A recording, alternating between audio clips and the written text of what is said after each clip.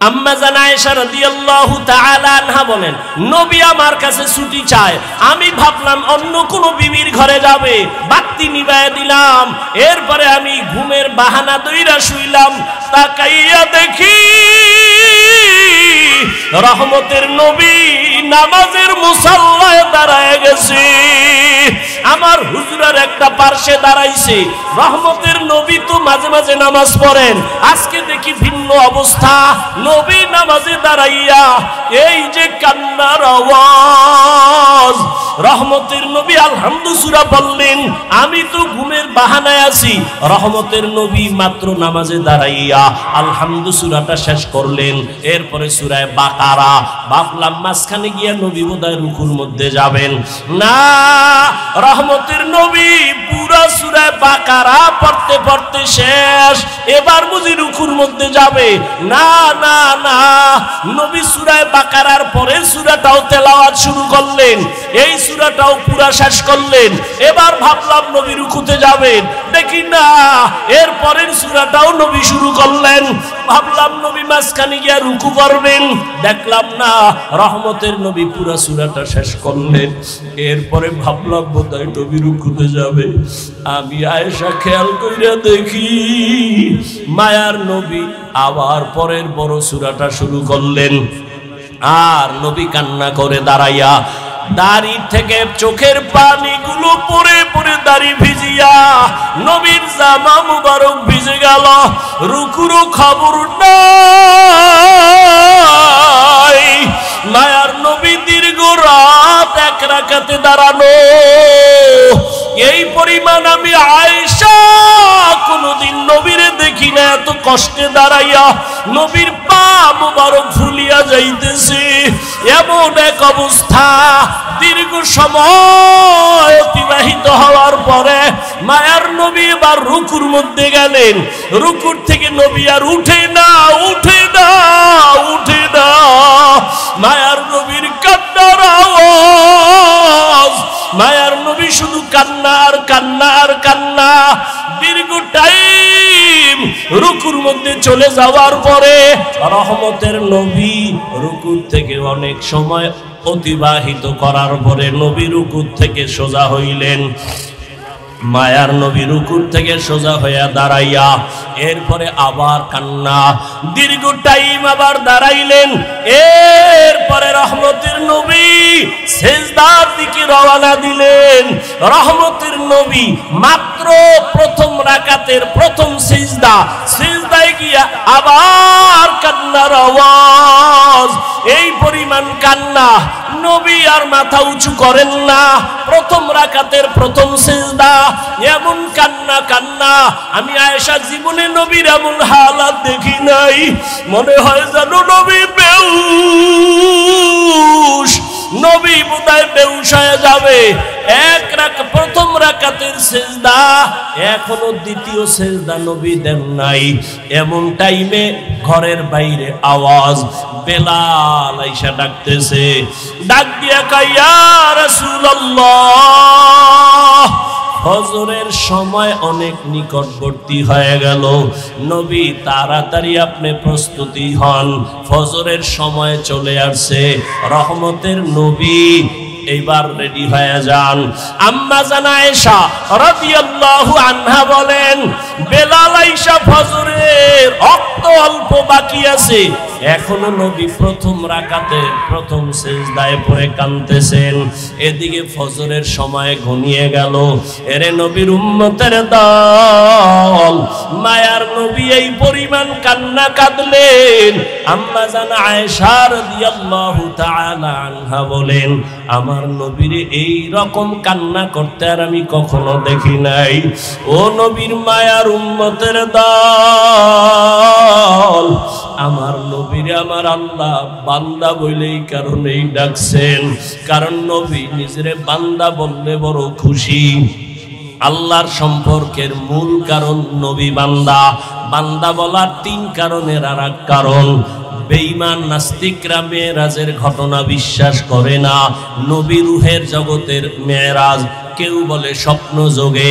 আল্লাহ বান্দা বলিয়া বুঝাইলেন, বান্দা তো শুধু দেহের নাম না, বান্দা তো শুধু রূহের নাম না, দোনোটার সংমিশ্রণ হলেই তো বান্দা হয়। তো বান্দাকে মেরাজ করালেন, তার মানে হলো আল্লাহর নবী রূহ আর দেহ দোনোটার সমন্বয়, অর্থাৎ সশরীরে রহমতের নবী মেরাজ করলেন।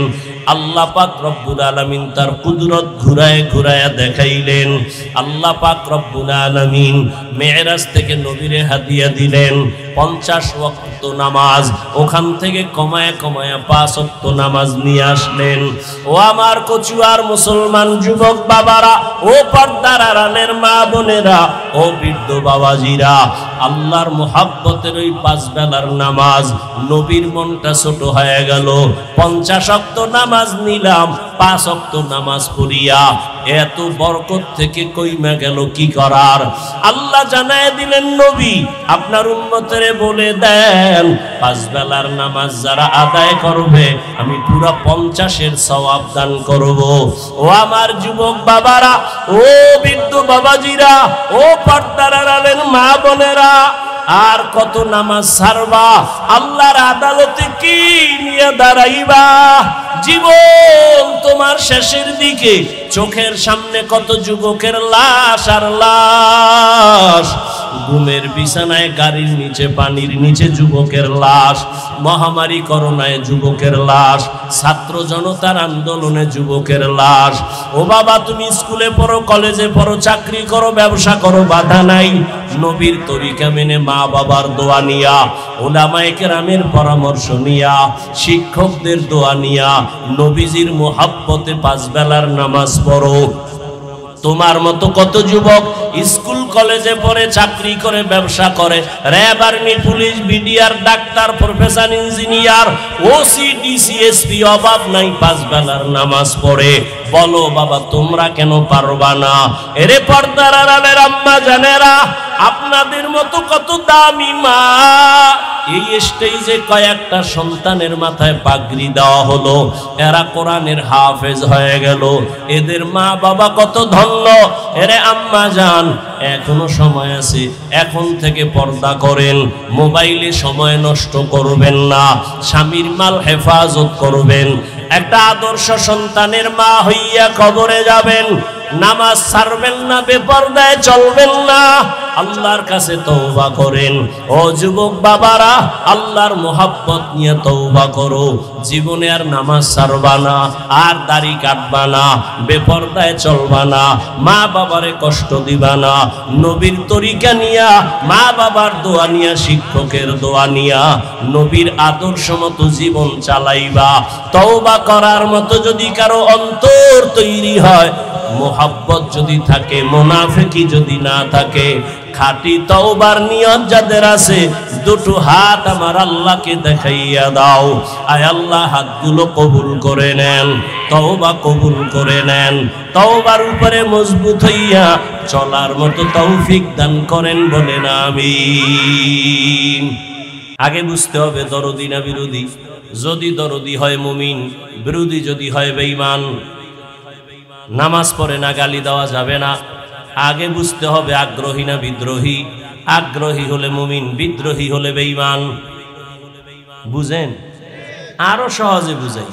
একজনে দাড়ি রাখে না, আর একজনে দাড়ি পছন্দ করে না। দুইজন সমান? যে দাড়ি রাখে না সে মুমিন, যে দাড়ি পছন্দ করে না সে বেঈমান। একজনে নামাজ পড়ে না, আর একজনে নামাজ পছন্দ করে না। যে নামাজ পড়ে না সে মুমিন, যে নামাজ পছন্দ করে না তাজা বেঈমান। সুযোগ পেলেই জুতার বাড়ি। পার্থক্যটা বুঝছেন তো? তাহলে একজনে নামাজ পড়ে না, গালি দেওয়া যাবে? আগে বুঝতে হবে দরদি না বিরোধী, আগ্রহী না বিদ্রোহী। তাহলে যে নামাজ পড়ে না তাকে গালি দেওয়া যাবে না, যে নামাজ পছন্দ করে না তাকে ছাড় দেওয়া যাবে না, যে দাড়ি রাখে না তাকে গালি দেওয়া যাবে না, যে দাড়ি পছন্দ করে না তাকে ছাড় দেওয়া যাবে না। একজনে ইসলামের রাজনীতি করে না, তাকে গালি দেওয়া যাবে না। আর একজনে ইসলামের রাজনীতি পছন্দ করে না, তাকে ছাড় দেওয়া যাবে না। ব্যবধান আছে না নাই? আল্লাহ বুঝার তৌফিক দান করে। সব ভেজাল হইল বুঝ, আউলা জেউলা বুঝ।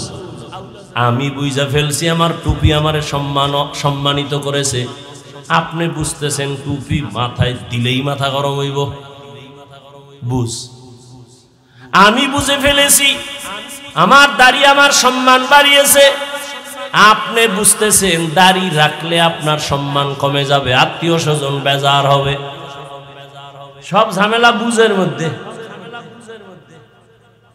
এই বয়ান টয়ান যা তাবলিগালাদের বয়ান, পীর মাশায়েখের বয়ান, বক্তাদের বয়ান, খালি বুঝ ঠিক করো, বুঝ ঠিক করো। قال رسول الله صلى الله عليه وآله وسلم من يريد الله به خيرا يفقهه في الدين। আল্লাহ যারে বেশি মায়া করবেন তাকে বুঝ দিয়া দিবেন, দিনের বুঝ। তখন বান্দা চলার জন্য রেডি। একজনে কয় শাহ নিয়ামত মাঠে বয়ান হবে না, অমুকের আসতে দেয়া হবে না, অমুক জায়গায় মাদ্রাসা করতে দিব না। লিডারকে, লিডার কিন্তু সামনে আসে নাই, পেছন থেকে লিড দেয়। এমন কান্দা দিছে হাটাজারির হুজুর, আলেম ওলামারা মোনাজাত দিছে, আল্লাহ দ্বীনের বাতি তুমি জ্বালাও। এমন ভাবে কান্না দিয়েছে, পাতি নেতার গোষ্ঠী সব রাস্তায় বিড়ি টানে আর মাস্তানি করে। কিন্তু ওদের যিনি হ্যাঁ, ওর বুঝ ফিরে গেছে। ও ডাক দিয়ে কয়, হুজুর একা মাহফিল করেন, যত খরচ আমি একা দিব। মাদ্রাসা করেন, খুঁটি ঘরের টাকা আমি একা দিব। ওর বুঝ ঠিক হয়ে গেছে। আমার বুঝ আমি মসজিদে ঢুকলে শান্তি, আপনার বুঝ হইল না ঢুকলে শান্তি। এই বুঝ ঠিক করা, রহমতের নবী বেতের বাড়ি দেয় না, কারণ আকলকে ঠিক করা লাগবে। বুঝ আউলা জাউলা হয়ে গেছে। যখন বুঝ ঠিক হয়ে গেছে, আবু জাহিল্লা কালেমা পড়ে না, ওমরের মতো বান্দা রহমতের নবীরে জবাই করতে সে কালেমাওয়ালা হয়ে গেছে। কিসের অভাব? বুঝের অভাব। আল্লাহ সহি বুঝ দান করেন। হাদিসের আলোচনা শেষ, এইবার আয়াতের আলোচনা মেয়েরাজ নিয়া। উঠা বসা করলে আস্তে নাইমে যাবে। আর যদি দয়া করে শুনেন তাহলে ঠান্ডা মাথায় শুনতে হবে। মেয়েরাজের বয়ান কইরা কানসুক করার কিছু নাই। প্রত্যেকটা পয়েন্টে পয়েন্টে রুহের ঔষধ টের পাইবেন যদি ধৈর্যের সাথে শুনেন। আর আল্লাহ আমাকে তৌফিক দান করেন। মেরাজ কত প্রকার, কি কি? মেরাজ কে হামারা নবী সবএ সামাওয়াত, মেরাজ কে হামারা নবী সবএ সামাওয়াত, নেহি ভোলা ওয়াহা নবী হাম গুনাহগার উম্মত, নেহি ভোলা ওয়াহা নবী হাম গুনাহগার উম্মত। আচ্ছা, আপনাকে ক্ষুধা বেশি লাগছে? যেই টুকটাক তো আছে ক্ষুধা, বুঝলাম, কিন্তু যেই ক্ষুধা আছে, কি বাদাম খাইলে কমবে? চানাচুর খাইলে কমবে? তাহলে ওয়াজের প্যান্ডেলে বেয়াদবি কেন? তামাশা। আল্লাহ হেদায়াত দান করুন। কি ওয়াজ? সব ফ্যাশন। ওয়াজ করা আমগো বক্তা গো পেশা, আর আমগো শ্রোতাদের ওয়াজ শোনা হইল নেশা। এই জন্য নামাজ হোক না হোক বয়ান চলবে। যে এত মানুষ এখানে সব আশেকে রসুল, ফজর পড়ে নাই, জোহর পড়ে নাই, আসর পড়ে নাই, মাগরিব পড়ে নাই, এশাও পড়ে নাই। এখানে যেই পরিমাণ মানুষ, এর থেকে কম না। বহু মানুষ দোকানপাটে মার্কেটে আড্ডা দেয়। ওয়াজ উপলক্ষে আবার মার্কেট কেন? আবার সেই মার্কেটে কেন বেলুনের দোকান থাকবে, খেলনার দোকান থাকবে? আবার সেই দোকানে কেন বেপর্দা নারী যুবতী ঢুকবে, যুবক ঢুকবে? তাজা তাজা কবিরা গুনাহ হবে। সেই গুনার ভার কারা নেবে? শুধু এখানে না, সারা দেশেই তো এই হালাত। এই বেহেশতের বাজার একটু পাশেই হলো জাহান্নামের বাজার। সব জায়গায় হালাত। ও যে আইয়া বেলুন কিনছে, বেলুন মোনাজাতের পরে এটারে কান্দে ঝুলায় ঝুলায় বাড়ি যায়। বউ জিগাইব কি পাইছো, কয় মোনাজাতে বেলুন কবুল হয়ে গেছে। হাসেন। জিন্দেগি মে বন্দেগি তু করনা হে, जिंदगी में बंदगी तू करना है, जिंदगी बे बंदगी शर्मिंदा है, जिंदगी बे बंदगी शर्मिंदा है। यहाँ हम सब मुसाफिर दिल ना लगा,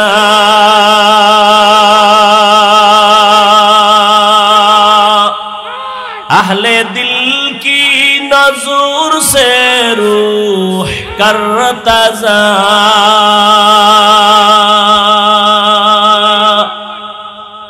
शाह दौलत सब फकीर गर नेक ने है, शाह दौलत सब फकीर गर नेक ने है, जिंदगी में बंदगी तू करना है, जिंदगी में बंदगी तू करना है,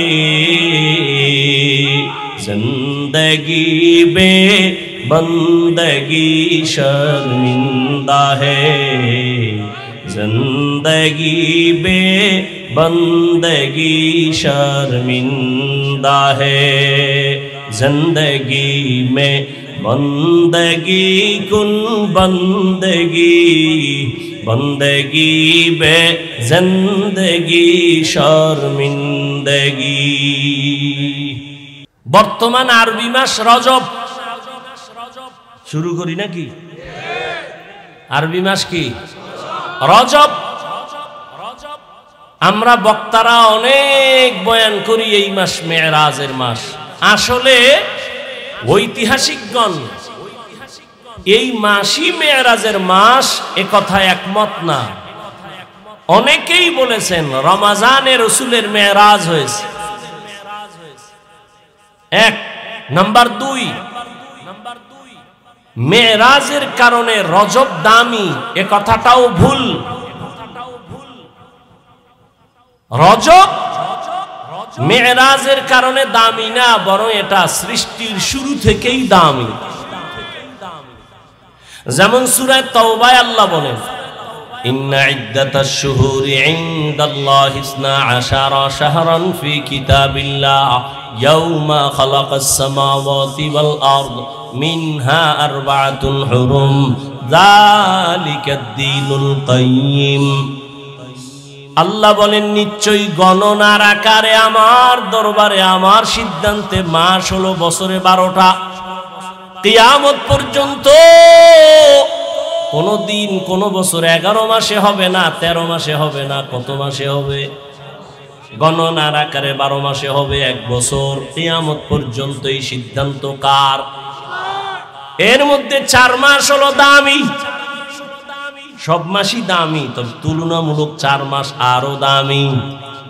হজের আগের মাস, হজের পরের মাস, এরপরে এই শাবানের আগের মাস রজব, জিকাদা, যুলহিজ্জা, মুহররম আর রজব। কোন দিন আল্লাহ সিদ্ধান্ত নিছেন? আল্লাহ বলেন আসমান যেদিন বানাইছি, জমিন যেদিন বানাইছি, ওই দিন আমি কলম রে বলছি কলম লেখ লৌহে মাহফুজে। বছরে মাস হবে 12টা, এর মধ্যে 4 মাস হবে বড় দামি, যুলকাদা, যুলহিজ্জা, মুহররম আর রজব। নবীজি দুনিয়াতে আসার আগে থেকেই এই 4 মাসকে হিন্দুরা, বৌদ্ধরা, ইহুদি, খ্রিস্টানেরা সবাই সম্মান করত। এই 4 মাসের যুদ্ধ নিষেধ, বিগ্রহ নিষেধ, ঝগড়া নিষেধ। যদিও রহমতের নবী আসার পরে এই আদেশ আর বলবৎ নাই, রহিত হয়েছে, তবে মর্যাদা মোটেও কমে নাই, সম্মান কমে নাই। রজব বড় দামি মাস। রহমতের নবী বলেন এই মাস আসলেই নবী ইবাদত বাড়ায় দিতেন আর বারবার আল্লাহর কাছে দোয়া করতেন, আল্লাহুম্মা বারিক লানা ফি রাজাব ওয়া শাবান ওয়া বাল্লিগনা রমাজান। এটা আপনারা পারেন না? তো মাস শেষ হয়ে গেছে, পড়ার খবর নেই। আল্লাহুম্মা বারিক লানা ফি রাজাব ওয়া শাবান ওয়া বাল্লিগনা রমাজান। হে মালিক, রজব শাবানে আমাকে বরকত দান করেন, আর হায়াত যদি কম থাকে বাড়াইয়া রমাজান পর্যন্ত পৌঁছাইয়া দেন। পড়বেননি? পড়বেননি? হাঁটতে চলতেই দোয়া পড়েন, আল্লাহুম্মা বারিক লানা ফি রাজাব ওয়া শাবান ওয়া বাল্লিগনা রমাজান। আল্লাহ রজব ও শাবানের বরকত আমাদের দান করেন। আমিন কয় না কা? হায়াত বাড়াইয়া রমাজান পর্যন্ত পৌঁছায়া দেন। রমজান কেন পৌঁছাবেন? কলে রমাজান বড় দামি। রোজার হালাতে যেন আমার জিন্দেগি চলে যায়, রোজা অবস্থায় যেন মালিকের দরবারে যেতে পারি। রমাজান বড় দামি, অনেক দাম। কোরআন নাজিল রমাজানে, আবার রমাজানের কারণে আল্লাহ পাক রব্বুল আলামিন মানুষকে অনেক সম্মানিত করেন। 11 মাসে ব্যবসায়ী যেই পরিমাণ লাভবান হয়, শুধু রোজার মাসে এর থেকে আরো 13 গুণ বেশি লাভবান হয় রমাজানে। আল্লাহ রমাজান পর্যন্ত কবুল করেন। আর যদি এখনো রোজা রাখে না, তখনও রাখবে না, এটির জন্য কি দোয়া করি? আল্লাহ হেদায়াত দান করেন। তো রজব মেরাজের কারণে দামি। সৃষ্টির শুরু থেকেই রজব দামি। রজব, হ্যাঁ, অনেকে বলেছেন রজবে মেরাজ হয়েছে। মেরাজ রহমতের নবীর, সমস্ত নবীর মেরাজ জমিনে, আর আপনার আমার নবীর মেরাজ আসমানে। রহমতের নবীর মেরাজ আসমানে কেন? নূহ নবীর নবুয়ত জমিনে, মেরাজ জমিনে। মেরাজ মানি উপরের দিকে আগানো। এইটা আবার দুই ধরনের কিতাবে লেখছে, একটা বাতিনি আর একটা জাহেরি। উপরে যাওয়া মানে মর্যাদার দিক থেকে উপরে যাওয়া। কয় জাহেরি কেমন? কয় জাহেরি রহমতের নবীকে আমার আল্লাহ বাইতুল্লাহ থেকে বাইতুল মাকদিসে নিলেন, ওখান থেকে প্রথম আসমান, এভাবে 7 আসমান সফর করলেন। আর বাতিনি কেমন? সব আমরা মানুষ এক জায়গায় বসে আছি, একই ফ্লোরে, ইমাম নামাজ পড়ে, মুক্তাদিও পেছনে, আলেমও আছে, গায়েরে আলমও আছে, কিন্তু ইমামের মর্যাদা কম না বেশি? রহমতের নবীও জমিনে, পাশে আবু বকর, পাশে ওমর, পাশে ওসমান, পাশে আলী, একই দস্তরখানে খানা খায়, কিন্তু মর্যাদা রহমতের নবীর কোনো তুলনা নাই। এটা বাতিনি মেরাজ। উরুজ হচ্ছে রহমতের নবীর মর্যাদা অনেক। সব নবীর মেরাজ জমিনে, রহমতের নবীর মেরাজ কেন আসমানে? কারণ অন্য নবীদের নবুয়তের সীমানা জমিনে, রহমতের নবীর নবুয়তের সীমানা শুধু জমিন না, আরশে আজিমে। মেম্বার সাহেব, একটা ওয়ার্ডের মেম্বার, সে খালি ওয়ার্ডে ঘুরে আর ভোট চায়, আমাকে ভোট দাও। চেয়ারম্যান সাহেবের এরিয়া মেম্বার সাহেবের থেকে আরো বেশি। চেয়ারম্যান সাহেব পুরা ইউনিয়ন ঘুরে ঘুরে দেখে আমার জনগণের কি হালাত, ভোট চায়, আবার কোনো সমস্যা আছে কিনা খবর নেই। এমপি সাহেবের এরিয়া একটু কম না বেশি? এমপি সাহেব আবার পুরা তার এরিয়া, আসন ঘুরে, থানা ঘুরে, ঘুরে ঘুরে জনগণের খবর নেয়। মেম্বারের কি পুরা থানা গোড়া লাগেনি? কেন? কয় তোমার মাতবরি তোমার ওয়ার্ডের ভিতরে, অন্য জায়গায় ঘুরে লাভ কি? তোমার প্রতিনিধিত্ব যেখানে সেখানে ঘুরো, এমপি সাহেব প্রতিনিধিত্ব হলো পুরা এরিয়ায়, সরকার বাহাদুর আবার ঘুরে পুরা দেশ। কেন? কয় পুরা দেশ আমার হাতের মুঠায়, আমার সরকারের এরিয়া পুরা দেশ নিয়া। রহমতের নবী মুসা নবীকে আল্লাহ পাঠাইলেন জমিনের একটা অংশের নবুয়তের এরিয়া দিয়া, এই জন্য তিনি তার এরিয়ায় ঘুরেন। ঈসা নবী তার এরিয়ায় ঘুরেন।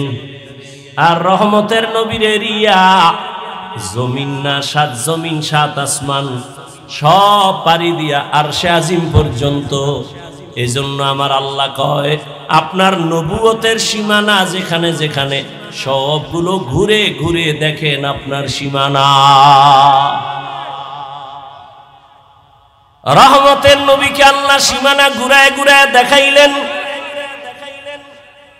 রহমতের নবী রাতের বেলা ঘুমিয়েছিলেন। কেউ বলেন শিয়াবে আবু তালিবের মধ্যে, কেউ বলেন হাতিমে কাবায়, কেউ বলেন চাচাতো বোন উম্মে হানির ঘরে।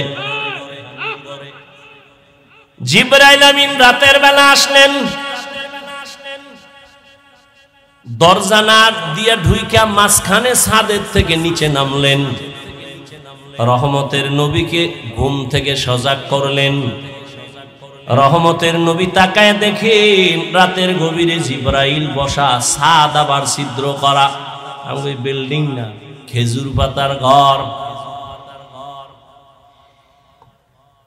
জিবরাইল দরজা থুইয়া উপর দিয়ে আসলেন কেন? এটা কি বাউনা উল্টা কয়? উল্টা কয়। জিবরাইল বলে আজকে টোটাল ব্যবহার আপনার সাথে হবে সব উল্টা। জান্নাত থেকে জিবরাইল বোরাক নিয়ে আসছেন। আল্লাহ তাআলা বোরাক পাঠায় দিলেন, ও জিবরাইল যাও বোরাক নিয়ে আমার নবীরে নিয়ে আসো। রাতের সামান্য সময় রহমতের নবীকে আল্লাহ সব ঘুরায় ঘুরায় দেখাইলেন। জিবরাইল আমিন বোরাক নিয়ে হাজির। নবী যে চাস্তো বোনের ঘরে ঘুমান্ত এটাও সঠিক। শিয়াবে আবু তালিবের মধ্যে নবী আছেন তাও সঠিক। হাতিমে কাবা থেকে নবীরে জিবরাইল নিছে তাও সঠিক। কেমনে বলার সময় নেই। নবীকে উঠাইয়া জমজম কূপের কিনারায় নবীকে নিয়ে শোয়াইলেন। চিত ভাবে শোয়াইয়া নবীর ওপেন হার্ট সার্জারি করলেন। নবী বলেন আমি দেখতেছি, অনুভব করতেছি, আমার বুকটাকে চিরলো, কলবকে বের করলো, স্বর্ণের পেয়ালায় রাখলো, ঝমঝমের পানি দিয়া ধুইলো, আবার ভেতরে রাখলো, আবার চাপ দিল, আবার ভালো হয়ে গেল, সেলাই লাগলো না, রক্ত গেল না, ব্যথাও পেলাম না। এইভাবে ওপেন হার্ট সার্জারি আমার 4 বার হয়েছে জীবনে। কয়বার? 4 বার। এরপরে আল্লাহর হুকুমে জিবরাইল বলে নবী বোরাক আসছে উঠেন। হুয়া হুকুম जिब्राइल को उशताब बुराके के जन्नत से कर इंतखाब सजा उसको ज़ेवर से तू ताबा पा फिर उसको तू काबा में लेकर के जा। बोराके नबी की उठाबेन बोराक केमन जेन एकटू बाहाना करे এই बोराक बाहाना करो केन बाहाना करार कारण हलो मोहब्बत की मोहब्बत की चाओ बोराक बोले आज आमार रहमतेर नबी उठबेन हाशरेर मयदाने जेन आमार नबी आमाके आबार व्यवहार करेन। रहमतेर नबी बोलेन बोराकेर मध्य आमी उठलाम मिकाइल जिब्राइल आमार साथे বাইতুল্লাহ থেকে বাইতুল মাকদিস পর্যন্ত 1 মাসের পথ बोराके उठा चोखेर पलके বাইতুল মাকদিসে हाजिर। कार कुदरत कादेर कुदरत दारी बर कमाल अंता रब्बी अंता हस्बी जुल जलाल तुही कादेर जलीलुल्लाह जहादर बहर हाले तू ही मेरा निगाहदार। एक मासेर पथ गेलेन चोखेर पलके। आल्लाह এই কথা বলেন, মানুষ তুমি ধারণা করবে এটা কেমনে সম্ভব? আল্লাহ জবাব দিয়া বলেন সুবহান, তোমার যত দোষ আছে সব ত্রুটি থেকে আমার আল্লাহ পবিত্র, আমার রবের দ্বারা সেটা সম্ভব। দুনিয়ার সব বিবেক যেটাকে বলে হবে না, অসম্ভব, আকীদা রাখো মুমিন, আমার রবের কুদরতে সেটা সম্ভব। আল্লাহ পারেননি? যেমন এই 50-100 বছর আগের কথা, আমরা তখন দুনিয়াতে ছিলাম বা ছোট জানি না, মুরব্বীরা বলতে পারবেন আগে যে হজে যাইতো 50-70-80 বছর আগে বিমানে যাইতো। কেমনে যাইতো? কেউ হেঁটে যাইতো, কেউ জাহাজে যাইতো। ঈদের পরই রওনা, ঠিক নেই, 2.5 মাস লাগায় হজে যাইতো। ওই সময় যদি কথার কথা আল্লাহ আমারে ফালাইতেন আর আমি যদি বয়ান কইরা বইলেই ফালাইতাম, 2.5 মাস কেন, তুমি 6 ঘন্টায় মক্কায় যাবা। তখন যদি বয়ানটা করতাম আমারে কি পরিমাণ কাফের বলতো, বলতো না? এটা কেমনে সম্ভব? 2.5 মাসের সফর, এটা মাত্র 6 ঘন্টায় কেমনে সম্ভব? ওই সময়ের লোকেরা তো বলছে এটা জীবনেও সম্ভব না, এখন সম্ভব নেই। কথা বলেন না কেন? কার কুদরত? মানুষের আল্লাহ এমন মেধা দিয়েছেন, মানুষ ওই মেধা খাটাইয়া এমন বাহন তৈরি করেছে 6 ঘন্টার ভিতরে বাইতুল্লাহে যায়। জানি না দেখতে পারবো কিনা, আরো জানি আরো কত দ্রুত যানবাহন তৈরি হয়। 2-4 ঘন্টার মধ্যে মনে হয় যেন বাইতুল্লাহে ঘুরায় নিয়ে আসবে, এমন বাহনও হতে পারে। মানুষের সে মেধাও আল্লাহ দিতে পারেন। আল্লাহর কুদরতের দ্বারা সব সম্ভব, বান্দার দ্বারা কখনো যেটা হবে না, আল্লাহর কুদরতে সেটা হবে। এরপরও আল্লাহ জবাব দিলেন সুবহান। দুনিয়ার মানুষ যত প্রশ্ন করবা হবে না, হবে না, হবে না, এটা কেমনে সম্ভব? সুবহানের দ্বারা সম্ভব, আর কারো দ্বারা সম্ভব না। কার দ্বারা সম্ভব? সুবহানের দ্বারা সম্ভব। তোমার যত প্রশ্ন আছে সবগুলো বাদ, এক শব্দ দ্বারা সুবহান। আল্লাহ তোমার সব ত্রুটি থেকে পবিত্র। তুমি যত কালিমা লাগাবা সব থেকে আল্লাহ পবিত্র। এবার আল্লাহ বলেন আমি বাইতুল্লাহ থেকে বাইতুল মাকদিসে নিলাম, আমি ডাইরেক্ট কেন আসমানে নিতে পারতাম, নিলাম না কেন? কয় ওটা তো নবীদের এলাকা, আল্লাহ ওখানে অনেক বরকত রাখছেন দেখাবার জন্য। লিনুরিয়াহু মিন আয়াতিনা। আল্লাহ তাআলা নবীকে এই পরিমাণ সম্মান দান করেছেন। মুসা নবী আল্লাহর আশিক, ঈসা নবী আল্লাহর আশিক, ইব্রাহিম আল্লাহর আশিক, দাউদ আলাইহিস সালাম আল্লাহর আশিক, সুলাইমান আল্লাহর আশিক, ঈসা নবী আল্লাহর আশিক, ইউসুফ নবী আল্লাহর আশিক। আর আমার আল্লাহ হলেন মুহাম্মদের আশিক। ব্যবধান আছে না নাই? এই জন্য কোরআন শরীফে নবীদের নাম ডাকছেন ইয়া ইয়াহইয়া, ইয়া মুসা, ইয়া ঈসা, ওয়ানাদাইনাহু ইয়া ইব্রাহিম। কিন্তু রহমতের নবীর নাম আল্লাহ কোথাও কোরআনে ডাকেন নাই। নবীরে যখনই আল্লাহ ডাকছেন, আল্লাহ ভিন্ন মায়ার শব্দ দিয়া উপাধি ধরে ডাকছেন, ইয়া আইয়ুহাল মুজাম্মিল, ইয়া আইয়ুহাল মুদ্দাসসির। আল্লাহ পাক নবীরে মোহাব্বত করে ইয়াসিন, হামিম, তাহা, নবীর উপাধি ধরে ডাকছেন। নবীর উপাধি রাহমাতুল লিল আলামিন, নবীর উপাধি খাতামুন নবিয়্যিন, নবীর উপাধি সিরাজাম মুনিরা, নবীর উপাধি বড় বড় দামি। এক একটা শব্দ এই পরিমাণ ব্যাখ্যা 10-20 পৃষ্ঠা চলে যায় রাহমাতুল লিল আলামিনের ব্যাখ্যা করতে। আল্লাহ নবীর উপাধি ধরে ডাকলেন, কোথাও আল্লাহ নবীর নাম ধরে ডাকেন নাই, অন্য নবীর নাম ধরে ডাকছেন। আমার নবীর নাম না ধরিয়া তবে এমন এমন শব্দ ব্যবহার করছেন যেই শব্দগুলো বুঝতে হলে ব্যাখ্যা লাগবে। ব্যাখ্যা ছাড়া বোঝা যাবে না। খাতামুন নবিয়্যিন, সিরাজাম মুনিরা, এগুলো সব ব্যাখ্যা না দিলে বোঝা যাবে না। কিন্তু আশ্চর্য বড় আশ্চর্য বড় আশ্চর্য, নবীর জীবনে দুইটা সফর হয়েছে। কয় সফর? নবীর জীবনে ঐতিহাসিক দুইটা সফর, একটা দুঃখের আর একটা সুখের।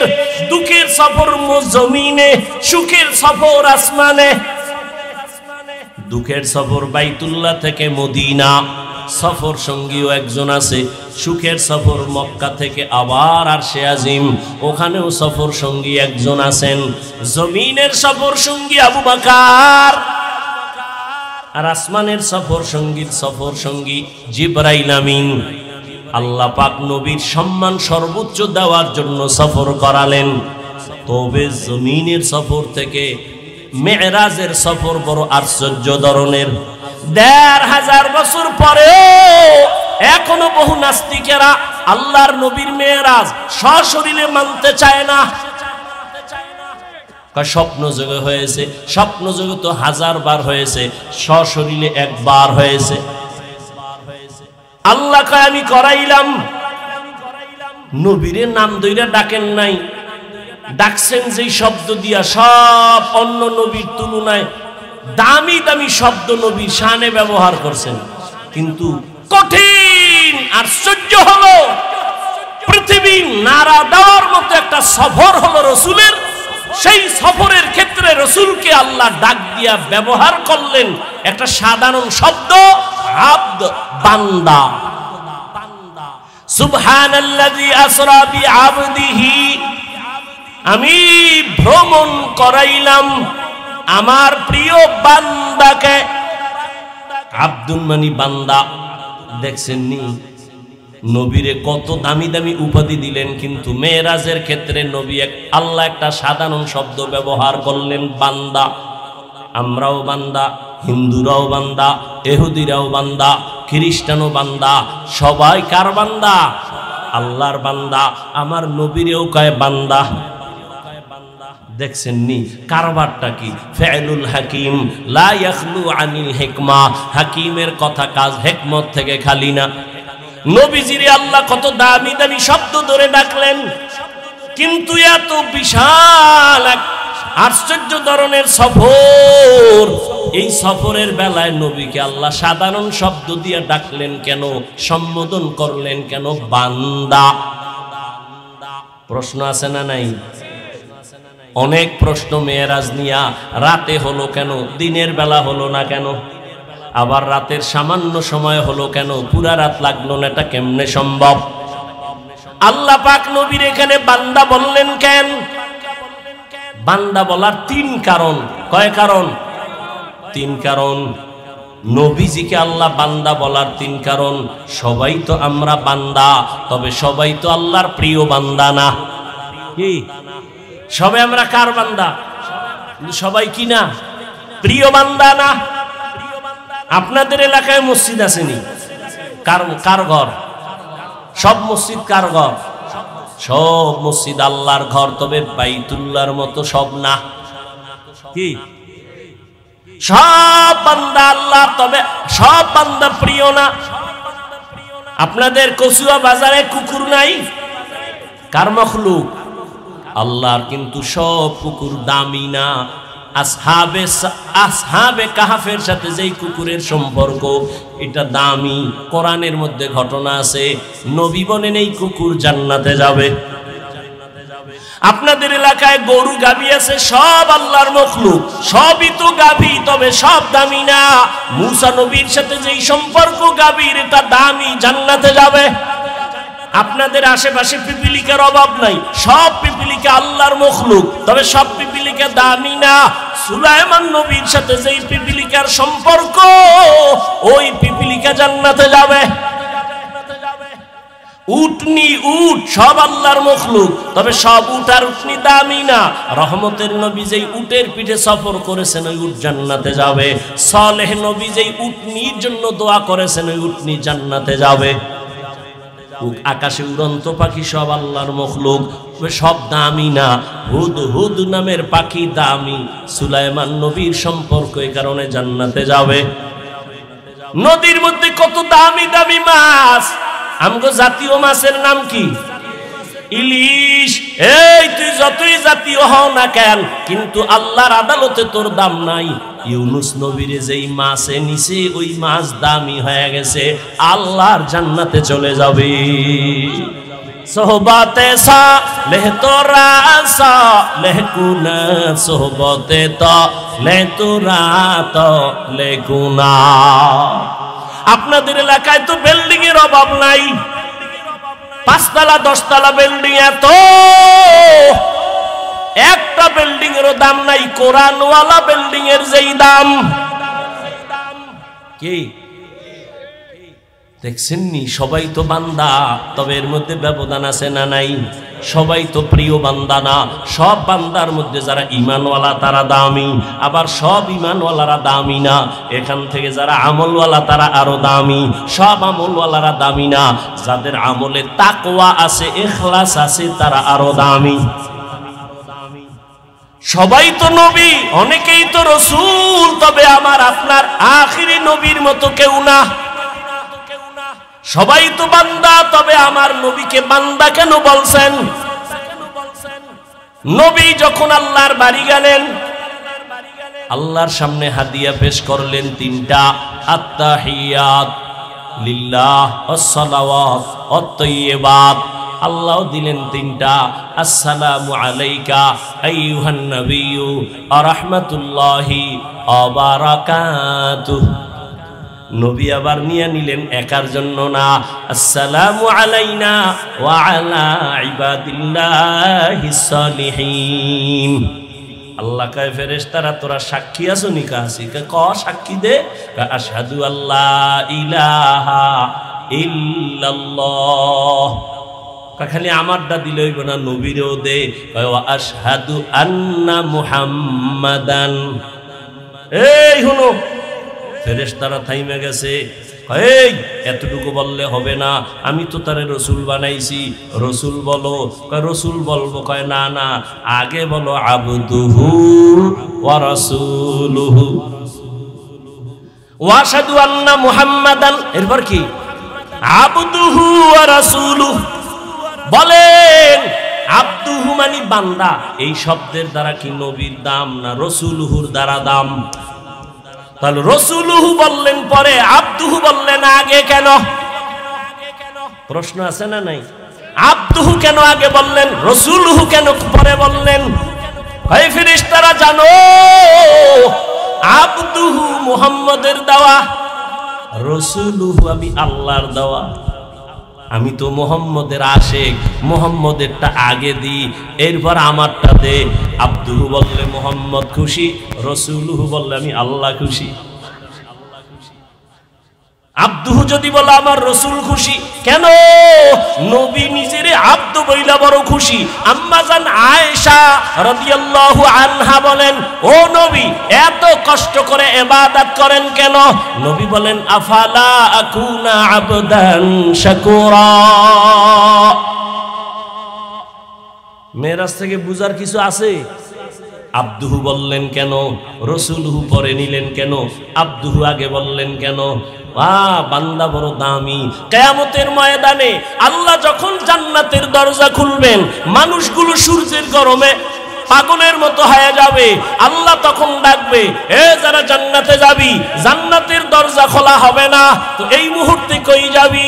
আল্লাহ ডাকবেন, ইয়া আইয়াতুহান নাফসুল মুতমাইন্নাহ ইরজিই ইলা রাব্বিকি রাদিয়াতাম মারদিয়াহ ফাদখুলি ফি ইবাদি ওয়াদখুলি জান্নাতি।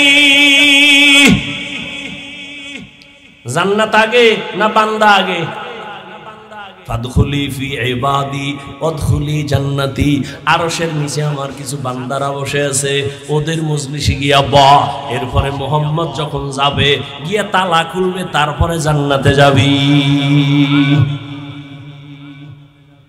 দেখছেন নি কারবার?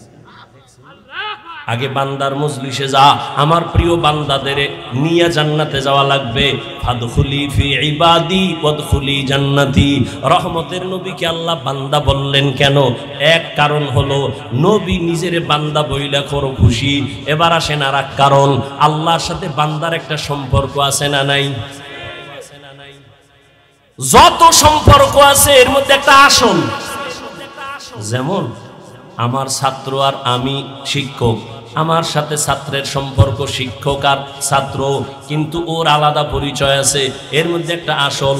ছাত্রকে জিগাইলেন, এই বয়ান করে কে? ও যদি কয় মাওলানা অমুক, বাড়ি অমুক জায়গায়, বাবার নাম এই, বংশ এই, এটা একটা পরিচয়। আর যদি কয় আমার ওস্তাদ, এটা ডাইরেক্ট না? মহব্বত কমে না বাড়ে? আমারে যদি জিজ্ঞাসা করেন ছাত্রর ব্যাপারে ছেলেটাকে, আমি বললাম অমুকের ফলা, বাড়ি অমুক জায়গায়, এই ব্যবসা করে, অমুক জায়গায় পড়ে, সব বাদ দিয়া যদি কই আমার ছাত্র, মহব্বত বাড়বে না কমবে? সম্মান বাড়বে না কমবে? এরে আমার আল্লাহর পরিচয় কি? আসমানের মালিক, জমিনের মালিক, সূর্যের মালিক, চাঁদের মালিক, সব বাদ কে? আমার আল্লাহর পরিচয় কি? বলে তিনি আমার রব, তিনি আমার মাবুদ। বান্দার পরিচয় দাও আল্লাহ বান্দাকে। আল্লাহ যদি বলে অমুক বংশের মানুষ, ইহুদি না খ্রিস্টান না মুমিন মুসলমান, মাওলানা অমুক, সব পরিচয় বাদ দিয়া যদি আল্লাহ বলেন আমার বান্দা, আর লাগে কিছু? এমপি সাহেব যদি কয় আমার বন্ধু, পার্লামেন্টে ঢুকতে আর কোনো টিকিট লাগবে না?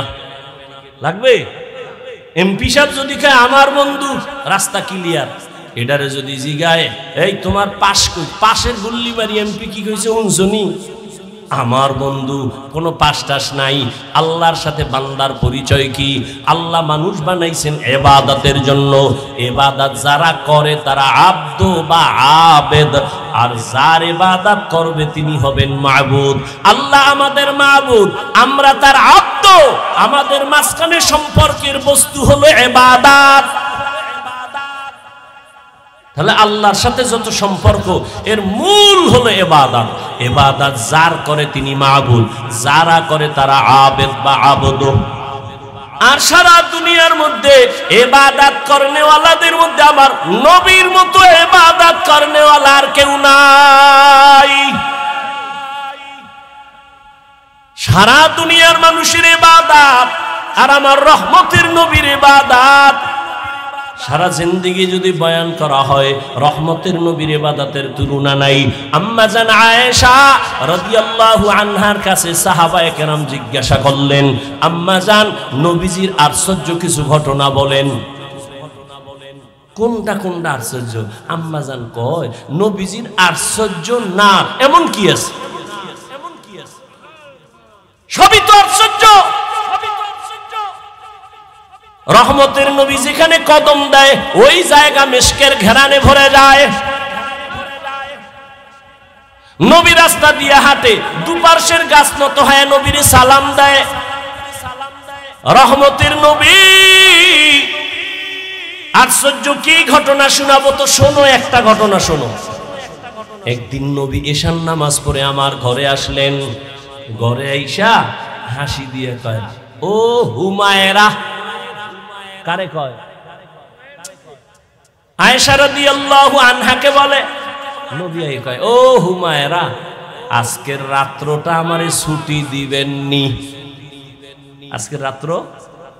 আম্মা জান আমি ভাবলাম অন্য কোনো বিবির ঘরে যাবে, তো আমি হাসি দিলাম, ইয়া রাসূলুল্লাহ আপনি ছুটি চাইবেন আর আমি বাধা দিব? আমি সব সময় ভয়ে থাকি কখন না জানি অজান্তে বেয়াদবি হয়ে যায়। কেন? আপনার সাথে আমার বিবাহ হয়েছে 6 বছর বয়সে, 9 বছরে আপনার ঘরে আসছি। আমি তো বয়স আমার কম, না জানি কোনো বেয়াদবি হয়ে যায়। আম্মা জানের 6 বছরের সময় নবীর সাথে বিবাহ, 9 বছরে নবীর ঘরে আম্মা জান আসলেন। আম্মা জানের 18 বছর যখন বয়স, রহমতের নবী তখন দুনিয়ার থেকে চলে গেলেন। বুঝে থাকলে বলেন আম্মা জান নবীর ঘর করলেন কয়দিন? খবর 6 বছর 9 বছর। আর আমাগো বোনদের তো 18 বছরে অনেক বোনের বিয়েই হয় না। আবার সরকার কয় বাল্য বিবাহর মধ্যে আগুন লাগা, বাল্য বিবাহ বন্ধ করো। ইসলামের সাথে সাংঘর্ষিক। এরে আল্লাহর বান্দা, নবীর ঘর করলেন আম্মা জান আয়েশা কয়দিন? এই মাত্র 18 বছরের এক নারী 9 বছর রহমতের নবীর ঘর করে কি পেলেন? আম্মা জান বলেন, আমি 2000-এর উপরে হাদিসের হাফেজা হয়ে গেছি। আম্মা জান আয়েশা রাদিয়াল্লাহু তাআলা আনহা বলেন, নবী আমার কাছে ছুটি চায়। আমি ভাবলাম অন্য কোন বিবির ঘরে যাবে, বাতি নিভায়ে দিলাম। এরপরে আমি ঘুমের বাহানা দইরা শুইলাম। তাকাইয়া দেখি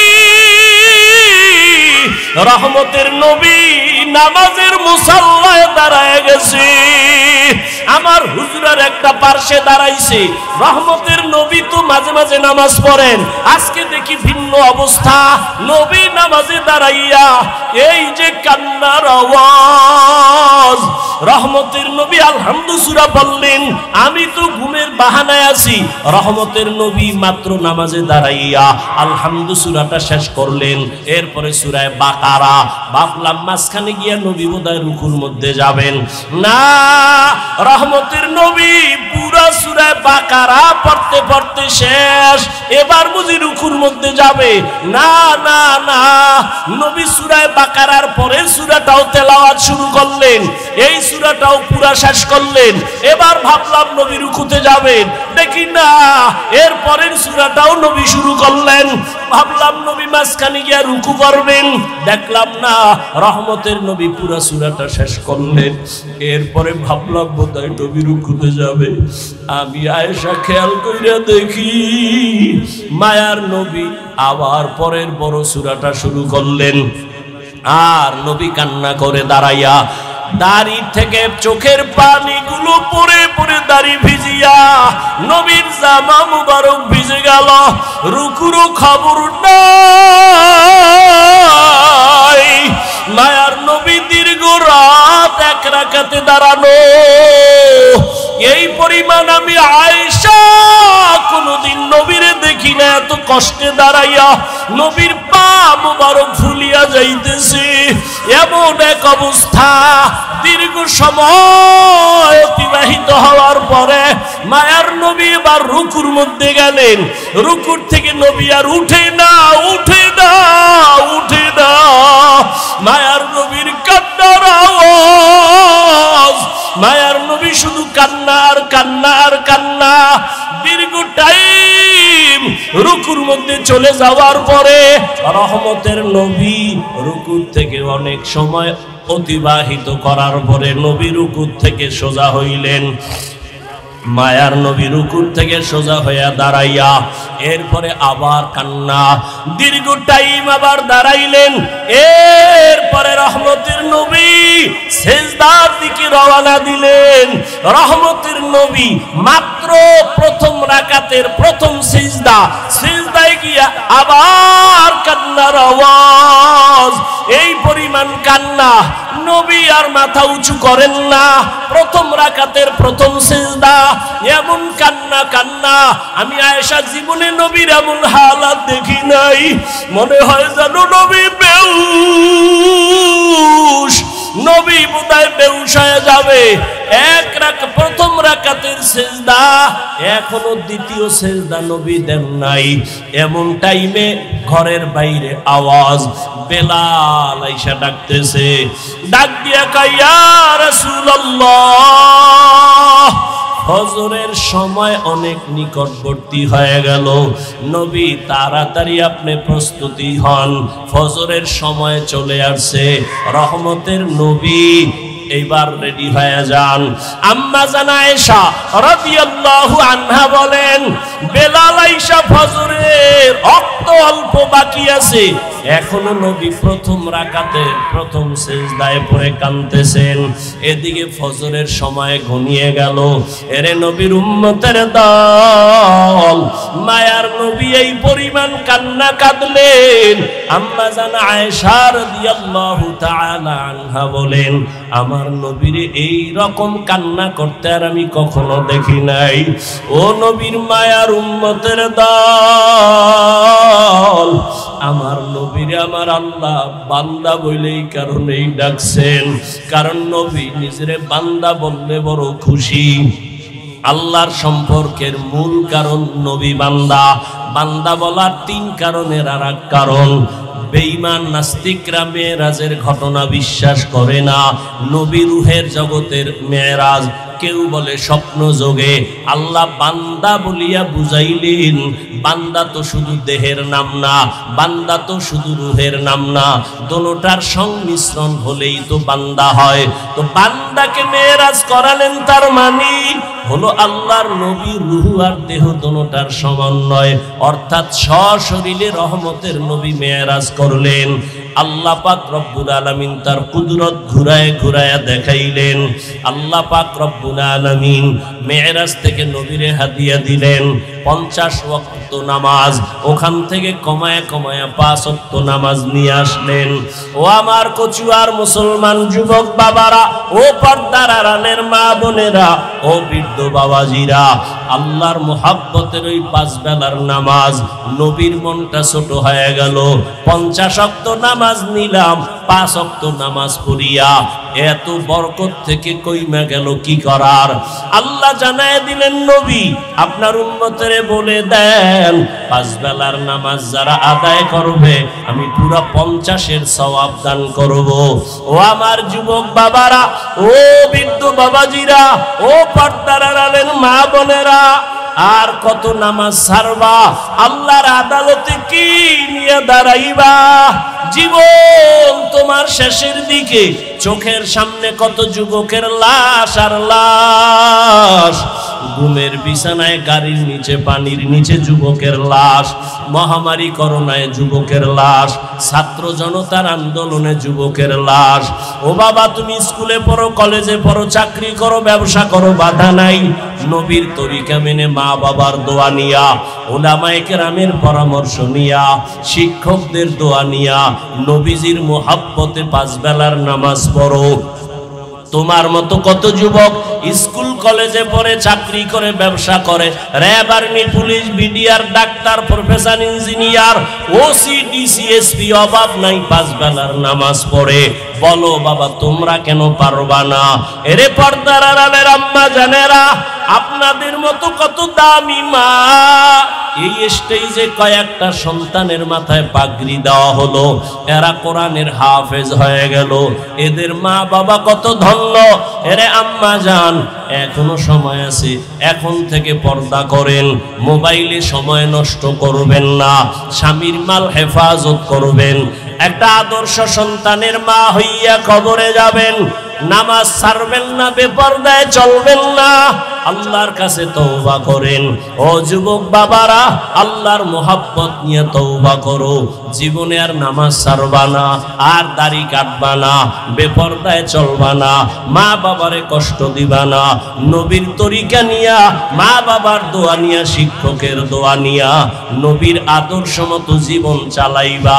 তওবা করার মতো যদি কারো অন্তর তৈরি হয়, মোহাব্বত যদি থাকে, মুনাফিকি যদি না থাকে, খাঁটি তওবার নিয়ত যাদের আছে, দুটো হাত আমার আল্লাহকে দেখাইয়া দাও।